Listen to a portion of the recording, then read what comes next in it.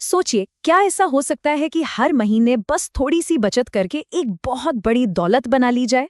आज हम एक ऐसे ही वायरल दावे को समझने की कोशिश करेंगे जिसमें हर महीने सिर्फ 2000 के निवेश से करोड़ों बनाने की एक पूरी स्ट्रैटेजी बताई गई है।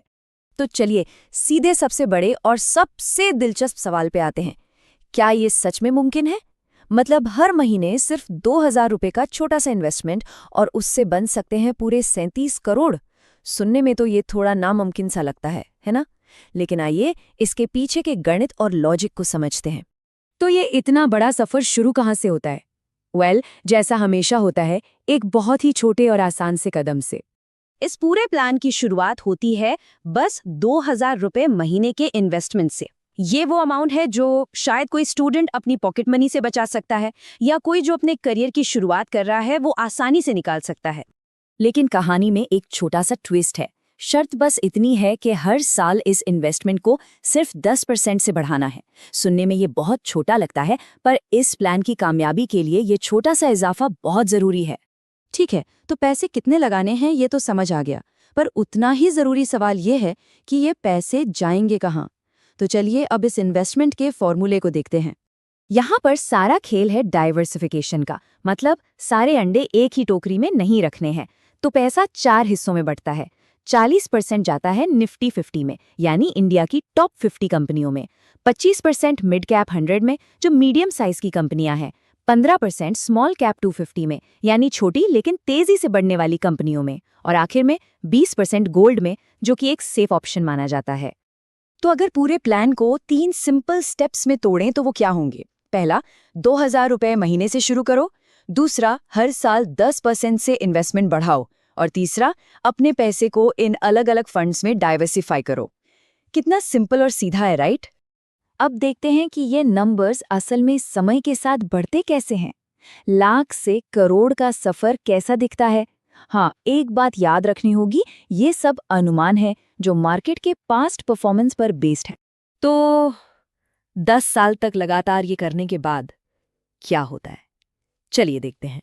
10 साल में आपके पास होते हैं करीब 10 लाख रुपए। ये एक बहुत ही सॉलिड शुरुआत है। अब मजा आना शुरू होता है। अगले 5 साल में क्या होता है? 15 साल के एंड तक ये अमाउंट बढ़कर हो जाता है 66 लाख। यहाँ से ग्रोथ की रफ्तार पकड़नी शुरू हो जाती है। और फिर आता है 20 साल का पड़ाव, एक बहुत बड़ा साइकोलॉजिकल माइलस्टोन। जी हाँ, 20 साल में ये इन्वेस्टमेंट करोड़ का आंकड़ा पार कर जाता है और बन जाता है 123 करोड़ रुपए।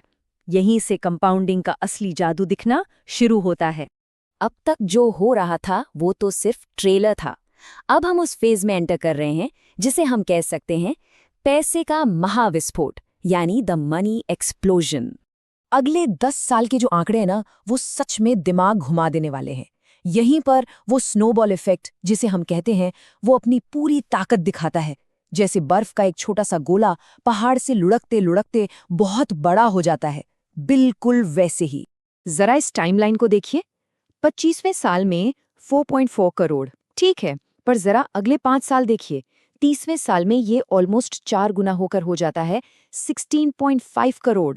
और रुकिए, 35 साल पूरे होने पर सीधा 55 करोड़। देख रहे हैं ग्रोथ की रफ्तार? और अब पूरे 40 साल के सब्र और अनुशासन के बाद जो फाइनल अमाउंट सामने आता है, वो क्या हो सकता है? 236 करोड़ रुपए। जी, सही सुना। 2000 रुपए महीने से शुरू करके ये एक संभावित आंकड़ा है। ये दिखाता है कि इस स्ट्रैटेजी में कितना दम हो सकता है। लेकिन यहाँ एक बहुत जरूरी बात है, ये कहानी का एंड नहीं है। हमें सोचना होगा कि आज से 40 साल बाद 236 करोड़ की असल में वैल्यू क्या होगी। तो अगर हम सिर्फ 6% की सालाना महंगाई भी मानकर चलें, तो इसकी आज के हिसाब से कीमत होगी करीब 37 करोड़ रुपए। और यहीं से हमारे शुरुआती सवाल का जवाब मिलता है। तो ये नंबर्स तो बहुत कमाल के हैं, है ना? लेकिन इन आंकड़ों से भी ज्यादा जरूरी है वो सीख जो इनके पीछे छिपी है। इस पूरी कहानी का जो असली हीरो है वो है कंपाउंडिंग का जादू। ये कोई रॉकेट साइंस नहीं है, सिंपल सा मतलब है आपकी कमाई पर भी कमाई होना। धीरे धीरे आपका पैसा आपके लिए एक ऐसी आर्मी बन जाता है जो खुद ब खुद बढ़ती रहती है। तो इस पूरे एनालिसिस से 3 बातें साफ समझ आती हैं। पहली, कंसिस्टेंसी, मतलब बिना रुके हर महीने लगे रहना। दूसरी, टाइम, अपने पैसे को बढ़ने का वक्त देना, दशकों का वक्त। और तीसरी, डाइवर्सिफिकेशन, रिस्क को फैलाना। हाँ, ये कोई फाइनेंशियल एडवाइस नहीं है और मार्केट में रिस्क तो हमेशा ही रहता है।